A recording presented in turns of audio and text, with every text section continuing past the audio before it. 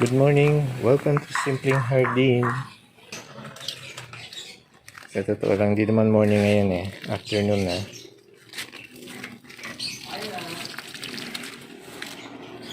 Pero nagdaan ng isang mainit na araw kaya nakakulubot ang mga Mayana sa garden.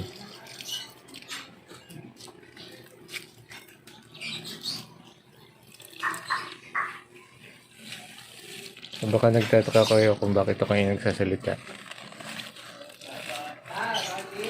Wala lang. Ako lang nagsasalita. So, yan. Kakaibang episode ito. Kapapanood ko lang dun sa episode ni Certified Prom D. Gumagawa siya ng ginagawa niyang taniman yung mga batya na binili niya dun sa palengke.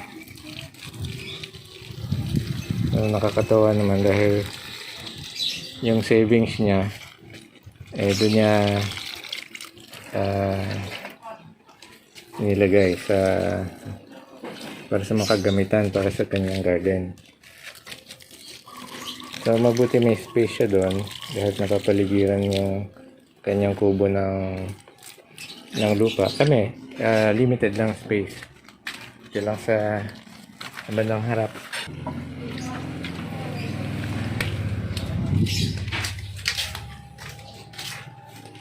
Lahat sila ng hiya.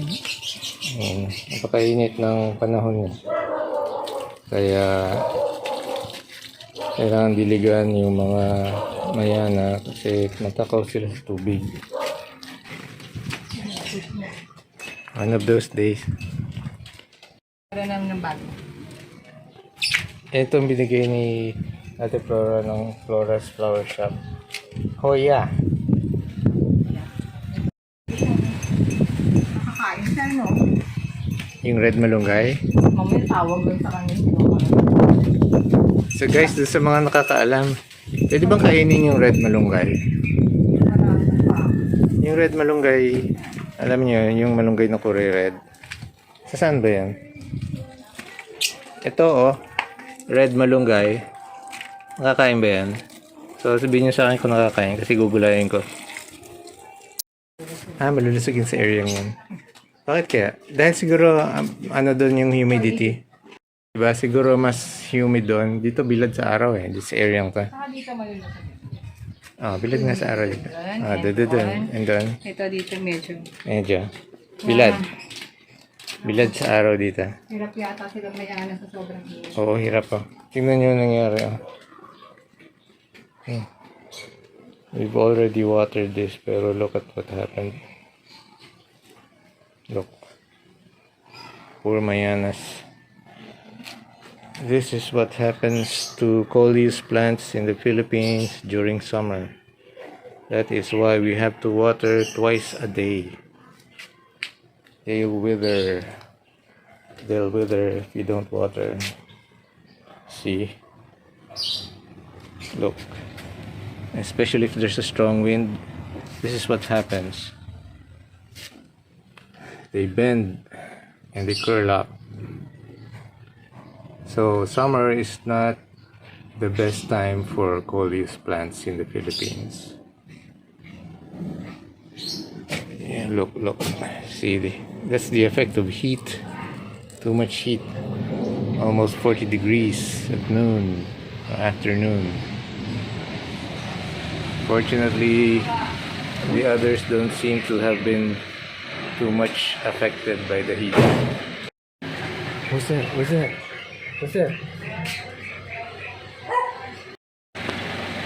Just look at what happened to the leaves. They're curled because of the heat.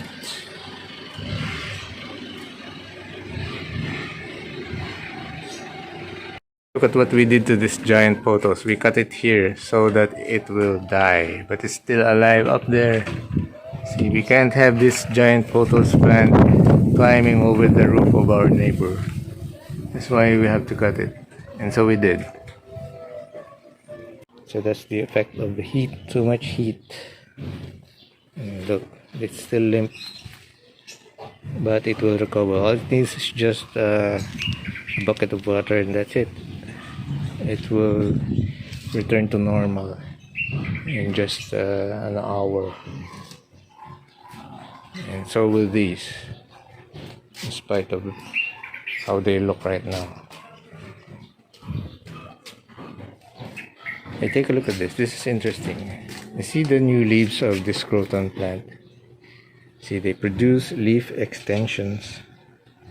So this is an example of a leaf extension. There, you see that? And new leaves are like a cup. They look like a cup, a small cup, see? There, it's very interesting. These plants are very interesting. Now, I wonder what the purpose of these little extensions are. What do they serve? And why are they shaped like a cup?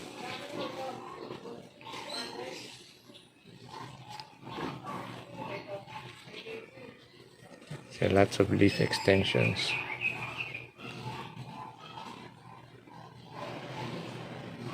So they must serve a purpose. So they just hang like that, like little bells. See, they hang like that.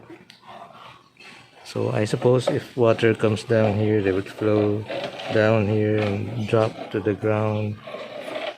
But I don't know what purpose these serve. But it's very interesting. Plants are very interesting and weird. So guys, let me know if you know anything about these leaf extensions of croton plants. Let us know. What are they for? Why are they shaped like that?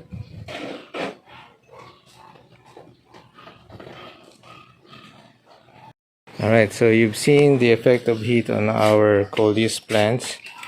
Hopefully they'll be back to normal in just a few hours.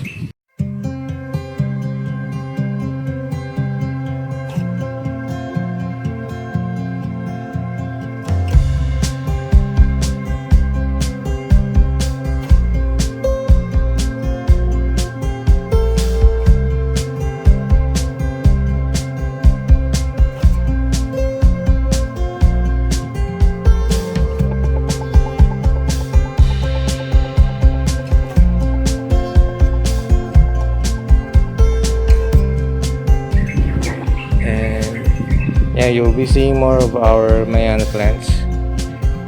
So that's our episode for today. I hope you liked it, even though we're not really showing a lot. Do like and subscribe and share on Facebook. And see you around next time.